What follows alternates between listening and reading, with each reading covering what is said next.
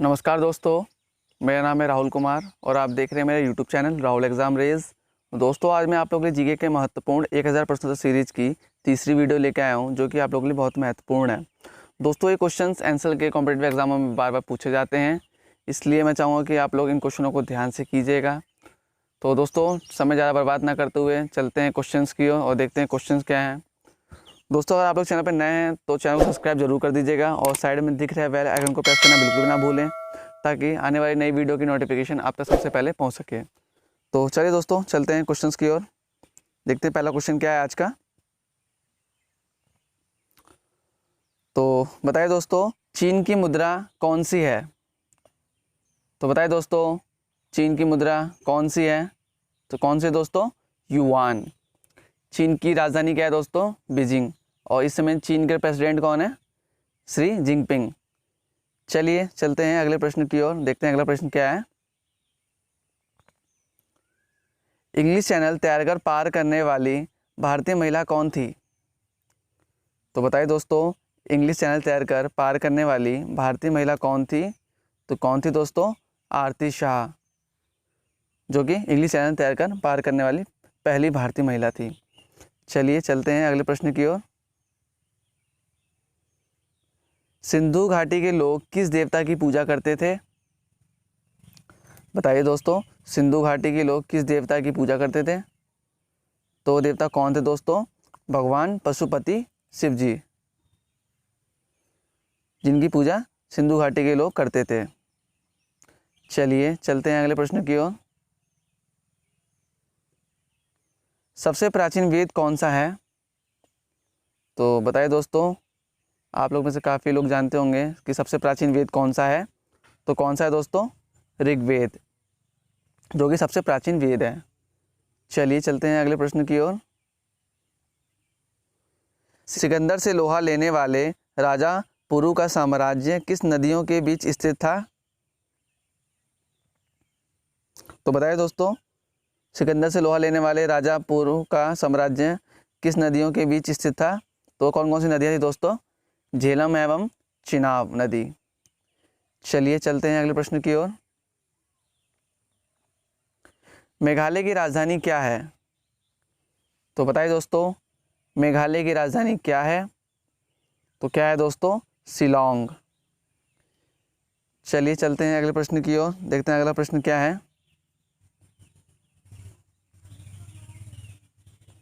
चंद्रगुप्त मौर्य की राजधानी कहाँ थी?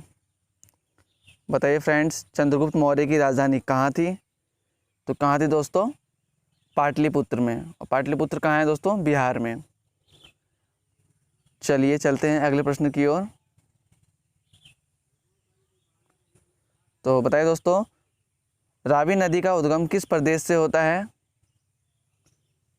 तो किस प्रदेश से होता है दोस्तों रावी नदी का उद्गम? हिमाचल प्रदेश से। चलिए, हिमाचल प्रदेश की राजधानी क्या है दोस्तों? शिमला। और इस समय हिमाचल प्रदेश के मुख्यमंत्री कौन है? जयराम ठाकुर जी।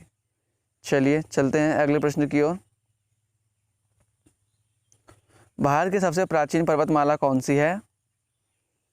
तो बताइए फ्रेंड्स, भारत की सबसे प्राचीन पर्वतमाला कौन सी है? तो कौन सी है दोस्तों?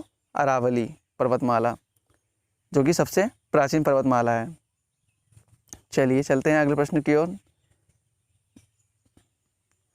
वंदे मातरम गीत के रचयिता कौन है? तो बताइए दोस्तों, वंदे मातरम गीत के जो रचयिता हैं वो कौन है? तो कौन है दोस्तों? Bankim Chandra Chatterjee.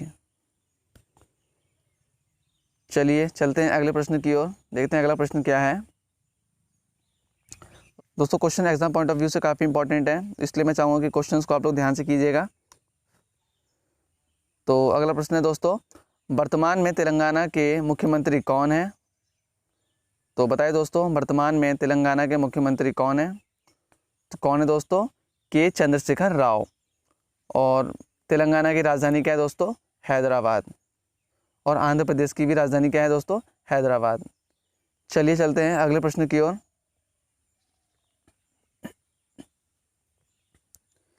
Central road research institute कहाँ स्थित है? तो बताइए दोस्तों, सेंट्रल रोड रिसर्च इंस्टीट्यूट कहाँ पर स्थित है? तो कहाँ स्थित है दोस्तों? न्यू दिल्ली में। और इस समय दिल्ली के सीएम कौन है दोस्तों? श्री अरविंद केजरीवाल जी। चलिए चलते हैं अगले प्रश्न की ओर।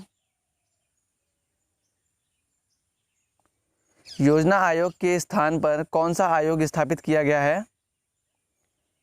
तो बताइए दोस्तों, योजना आयोग के स्थान पर कौन सा आयोग स्थापित किया गया है?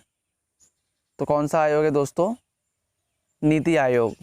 जो नीति आयोग है उसको योजना आयोग के स्थान पर स्थापित किया गया है। और नीति आयोग का गठन कब हुआ था दोस्तों?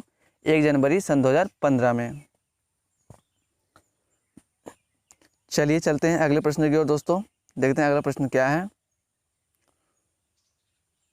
दोस्तों क्वेश्चंस के जो आंसर है आप लोग कमेंट बॉक्स में लिखेंगे तो आप लोग को लंबे समय तक याद रहेगा।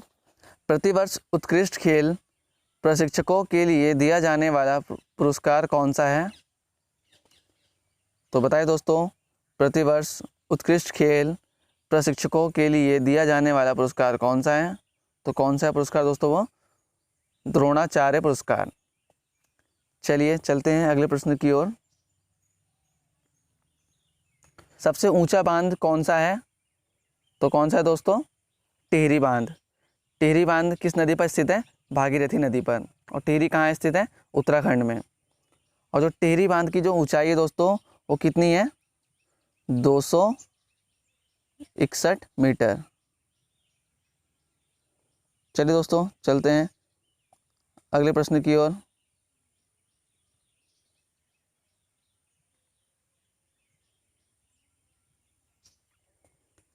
शरीर में सबसे बड़ी अंतःस्रावी ग्रंथि कौन सी है? तो बताइए दोस्तों, शरीर में सबसे बड़ी अंतःस्रावी ग्रंथि कौन सी है? तो कौन सी दोस्तों? थायराइड ग्रंथि, जो कि शरीर में सबसे बड़ी अंतःस्रावी ग्रंथि कहलाती है। चलिए चलते हैं अगले प्रश्न की ओर। आरबीआई का मुख्यालय कहाँ स्थित है? तो बताइए दोस्तों, आरबीआई का मुख्यालय कहाँ स्थित है? तो कहाँ स्थित है दोस्तों? मुंबई में। और जो आरबीआई का गठन हुआ था वो कब हुआ था दोस्तों? 1 अप्रैल सन 1935 ईस्वी में आरबीआई का गठन हुआ था। आरबीआई का फुल फॉर्म क्या है? Reserve bank of India. चलिए अगले प्रश्न की ओर चलते हैं। अर्थशास्त्र का लेखक कौन है? तो बताइए दोस्तों, अर्थशास्त्र का लेखक कौन है?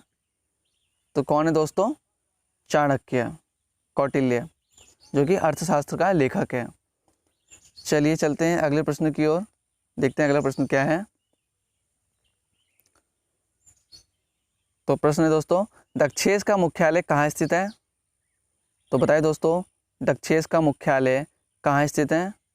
तो कहाँ स्थित है दोस्तों? काठमांडू में। और काठमांडू कहाँ है? नेपाल में। और बताइए दोस्तों, दक्षेस के कितने देश सदस्य हैं? तो दक्षेस के जो हैं दोस्तों 8 देश सदस्य हैं। कौन कौन से देश हैं वो दोस्तों? इंडिया है, पाकिस्तान है, नेपाल, बांग्लादेश, श्रीलंका, मालदीव, भूटान और अफगानिस्तान, जो कि दक्षेस के सदस्य हैं। चलिए चलते हैं अगले प्रश्न की ओर। डूरंड कप का संबंध किस खेल से है?